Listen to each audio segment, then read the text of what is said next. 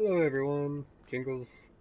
Got a new video for you guys, because last hub video was too much of a sham because they changed where the recalibration station was, and they added in where the last stand was.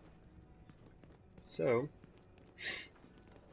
we're going to start off with showing you guys and telling you guys why we're here. This is the best place to come and upgrade gear. Reason being, you have the crafting station right here. Right next to it is a recalibration station. You've got this guy with a special equipment vendor. He sells all kinds of things for Phoenix credits. Check in every week, every Friday, every Saturday, and come and take a look at it. We got the special blueprints guy right here. He will sell you the weapon kits, which you get those, you make stuff out of whatever extra stuff that you've got into weapon kits to upgrade to recalibrate your your weapons, because they cost weapon kits and Phoenix credits. So this is 1.6, just so everybody knows. In here you'll find different things like firearms mod blueprint, electronics mod blueprint, and stamina blueprint. So you get one of these. This is power level 33. The highest you can get so far is power level 34, which is what you guys should be aiming for your highest get along with everything. Always check, see how everything is. Check the score. Even though it says level 30, you gotta check the power level. See, this is power level 32. You'll see it right down there, up above level requirement.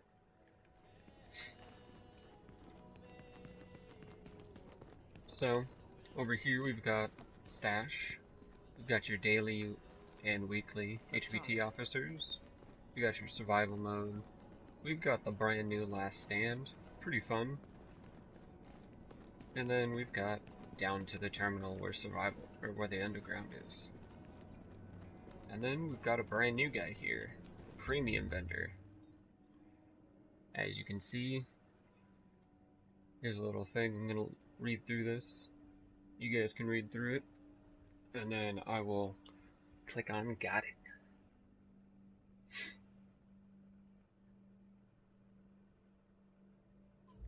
Alright. So he offers, he's got the special offers for what your backpack can look like. He's got a freelancer outfit, which is a full outfit. Keep in mind, all of this costs money. Don't know or see the point in doing the money except for very specific things. You've got backpack skins right here. Got bundles, clothing, emotes, and weapon skins. They all have their categories in there. Got the Alpha Bridge hat, which is actually pretty nice sounding. Scarf, the Alpha Bridge shirt, Alpha Bridge pants, and Alpha Bridge boots. That's pretty cool. But you've got the freelancer everything, and Riker jackets, all kinds of stuff. It's all up to you on what you want to buy there. I would go here for the outfits instead. Seems like it would be a little bit cheaper. But yeah. Hey, I'll see you around.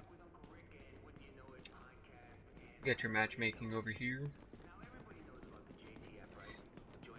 And that's the hub. At the end of the video, I'm gonna have a little bit of gameplay for you guys. It's gonna be sped up to 2 times for you. And it's gonna be using a build that I had. Nowadays, you gotta be very specific with things, like how my full setup is.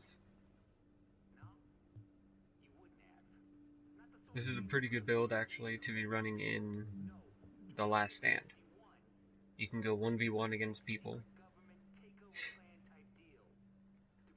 You've got Refreshed as the talent for the tactical mask, or whatever mask could have it, because there are different masks that will have the same Refreshed talent on it.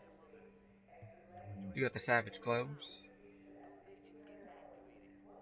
I've got enemy armor damage, which don't think it matters against PvP anymore. I think they changed that. But the assault rifle damage and the critical hit damage, those are pretty good ones. And we've got the gloves at 99 armor. I think that 1000 is the highest armor that you can get on the gloves. And got a decent roll on firearms. I could make that better, but you could also just swap this completely over to skill power or stamina or electronics. Whichever. Because at this point, they've changed Alpha Bridge so that the set bonus is now 100%. Well, they've already had this as the regular, but 100% regen. 3 bonus is 5% weapon damage. The set bonus 4 though is what they changed. For primary and secondary weapon is of the same category, they share the free talent. All talent requirements are ignored for all weapon talents. So what that means is, see how my firearms is at 3,855? So you go in. Oh, the requirement is for some of this. Hold on, let me actually go to one that it would be weird on. So the requirement is firearms 4,790. So that means I still get the talent because I've got Alpha Bridge and I've got 2 assault rifles equipped. Using only the LVO AC, I get all of these. And then you only get 1 talent from your secondary gun, which is the 3rd free talent, which has no requirements. You'll only get that one. But even still, your weapon can still do some damage, and Alpha Bridge is still pretty good. I haven't tested it in the Dark Zone yet, but in PvE, it's pretty good. Standard, go get 'em kind of a build. Pretty much, as you can see, I've got most of the things either in electronics or health or stamina. No firearms really, except for this one and this one, but that's because that has all 3.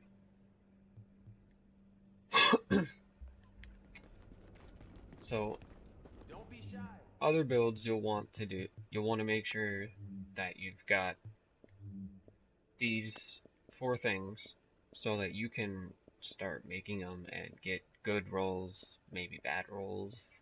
But you know what? Instead of selling all your stuff all the time, start dismantling it, because you'll get electronics, you'll get fabric, you'll get weapon parts, you'll get all the high-end stuff if you're just dismantling high-end or gear set stuff.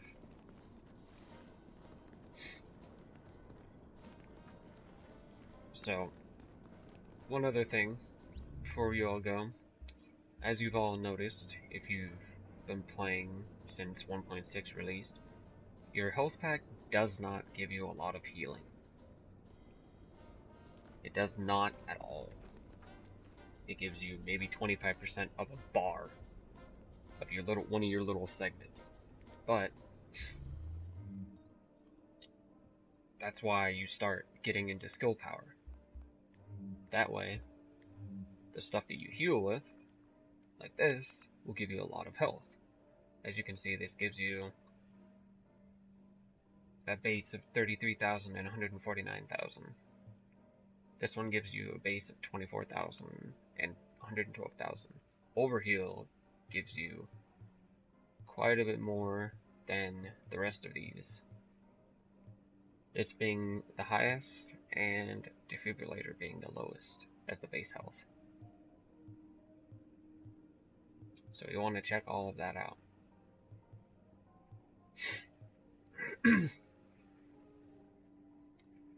So I would start carrying that around as your main ability. Support station doesn't really heal all that fast anymore.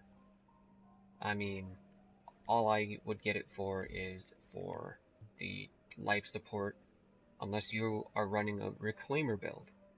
If you're running a reclaimer build, definitely keep a support station on no matter what. But Seeker Mines do less damage in PvP now, from what I've heard.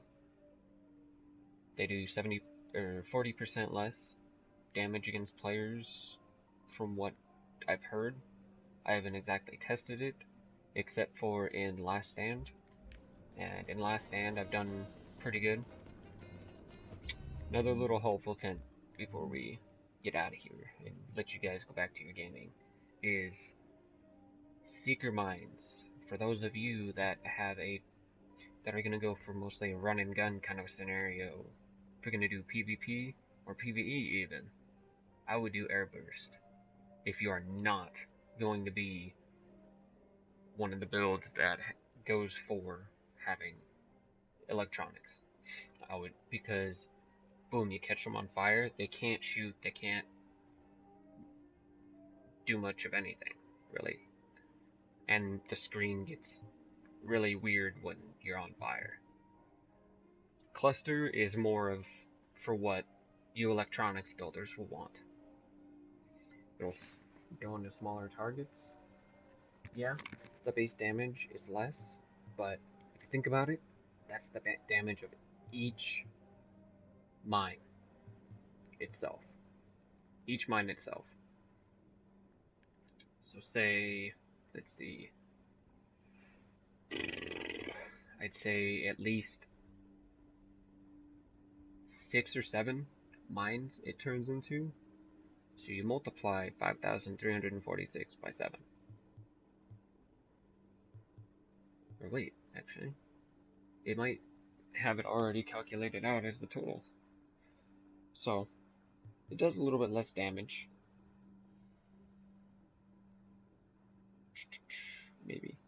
Maybe the total is counting all of the damage from bleed as well.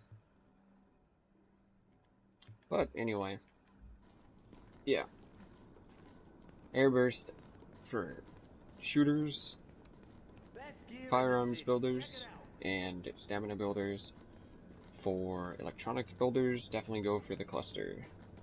It'll do a lot more damage and be a lot more helpful when you're doing PvE. Well, I think that's everything for today, everybody. So, have a good one, and remember, rise up, take back our city. We need it.